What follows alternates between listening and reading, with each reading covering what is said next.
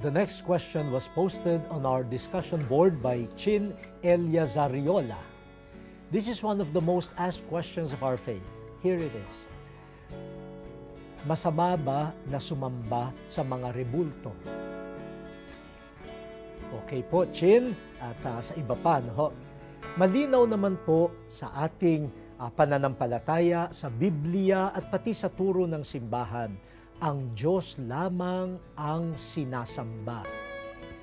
Kung meron man po tayong pinapakita, lalo na sa pamamagitan ng panalangin, sa mga banal na bagay at mga tao, ito ay hindi pagsamba, kundi paggalang. Hey, now, tungkol po sa mga rebulto, sa mga imahen, pati po sa mga larawan, alam naman po natin na hindi iyon Diyos. Kaya yung mga rebulto in themselves ay hindi talaga sinasamba. Sila po ay parang paalaala sa atin. Dahil tayo po ay mga tao na may mata, tainga, kamay, tayo po ay may mga senses.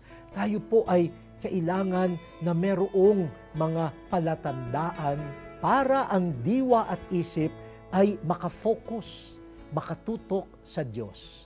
Kaya po itong mga rebulto ay tinatawag natin na mga banal na bagay kasi sila po ay nagpapaalaala sa atin sa banal na tao, banal na lugar at lalo't higit sa pinakabanal, ang Diyos. So malinaw po yun. Hindi natin sinasamba yung rebulto. Yung rebulto po ay paalaala sa atin sa tunay na Diyos.